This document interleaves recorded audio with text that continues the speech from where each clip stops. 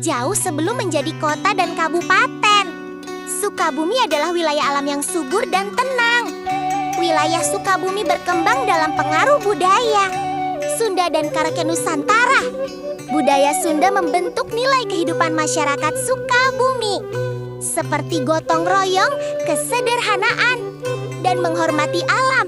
Pada masa kolonial, Sukabumi berkembang sebagai wilayah perkebunan penting. Belanda membangun infrastruktur seperti jalan dan perkebunan yang memengaruhi perkembangan ekonomi Sukabumi. Sukabumi kemudian berkembang menjadi pusat pemerintahan dan pemukiman. Kabupaten Sukabumi tumbuh sebagai wilayah yang luas dan beragam. Kabupaten Sukabumi dikenal memiliki wilayah terluas di Jawa Barat dengan kekayaan alam dan budaya yang beragam.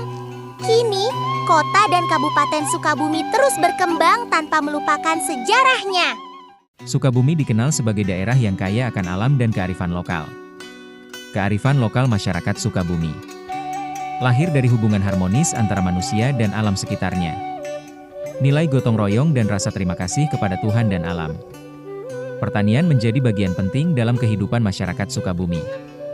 Sistem pertanian tradisional mengajarkan keseimbangan alam dan kebersamaan antar warga. Kesenian tradisional menjadi media ekspresi dan pemersatu masyarakat. Alat musik tradisional Sunda melatih kekompakan dan rasa kebersamaan melalui irama dan harmoni. Hubungan manusia dan hewan dijaga dengan rasa tanggung jawab dan penghormatan sebagai bagian dari kehidupan sehari-hari. Kearifan lokal adalah warisan berharga yang harus terus dijaga. Pelestarian budaya penting agar identitas Sukabumi tetap hidup dan dikenal oleh generasi mendatang. Sukabumi dikenal sebagai surga wisata alam di Jawa Barat. Letak geografis Sukabumi yang didominasi pegunungan dan hutan membuat daerah ini kaya akan wisata alam. Jembatan gantung Situgunung menjadi ikon wisata yang memadukan alam dan petualangan. Jembatan ini termasuk salah satu jembatan gantung terpanjang di Indonesia dan menjadi daya tarik wisata unggulan Sukabumi. Banyak air terjun di Sukabumi berasal dari sumber mata air pegunungan yang masih terjaga kelestariannya. Wisatawan datang untuk menikmati alam sekaligus melepas penat. Wisata alam juga mengajarkan pentingnya menjaga kebersihan dan kelestarian lingkungan. Keanekaragaman hayati Sukabumi harus dilindungi agar ekosistem tetap seimbang. Pariwisata berkelanjutan penting agar keindahan alam Sukabumi dapat dinikmati generasi mendatang. Sukabumi tidak hanya kaya akan alam, tetapi juga memiliki kuliner khas yang melegenda. Kuliner tradisional Sukabumi tumbuh dari kebiasaan masyarakat lokal dan diwariskan secara turun-temurun. Moce Sukabumi menjadi ikon kuliner yang paling dikenal dari daerah ini. Moce Sukabumi memiliki tekstur kenyal dan isian kacang, serta dipengaruhi budaya Tionghoa yang berakulturasi dengan budaya lokal. Kue-kue tradisional biasanya dibuat dari bahan sederhana, seperti tepung, gula, dan wijen, mencerminkan kesederhanaan hidup masyarakat. Jajanan pasar menjadi bagian dari kehidupan sehari-hari masyarakat Sukabumi. Kuliner bukan sekadar makanan, tetapi juga sarana kebersamaan dan menjadi identitas budaya suatu daerah. Melestarikan kuliner tradisional berarti menjaga identitas budaya Sukabumi agar tetap dikenal oleh generasi mendatang. Sebelum masa penjajahan, Sukabumi merupakan wilayah agraris yang subur dan damai.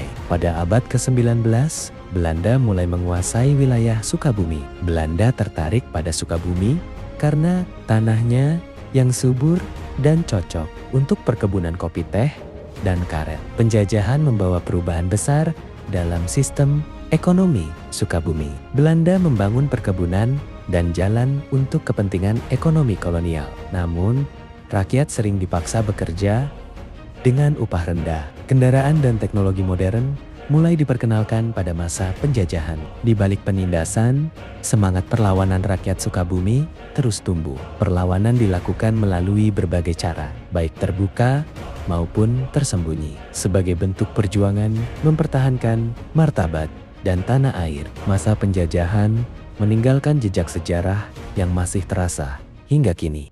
Bojong Kokosan di Sukabumi merupakan jalur strategis yang menjadi saksi pertempuran penting setelah Indonesia merdeka pada tahun ke-1945. Pasukan sekutu melintasi jalur Bojong Kokosan untuk menuju Bandung, membawa perlengkapan dan persenjataan. Para pejuang Indonesia, meski dengan persenjataan terbatas, menyusun strategi untuk menghadang konvoi musuh. Pertempuran Bojong Kokosan pun pecah, menandai perlawanan rakyat terhadap kembalinya kekuatan asing. Pertempuran ini menelan banyak korban, namun menunjukkan semangat juang rakyat Sukabumi dalam mempertahankan kemerdekaan. Pertempuran Bojong Kokosan dikenang sebagai simbol keberanian, persatuan, dan pengorbanan demi Indonesia merdeka.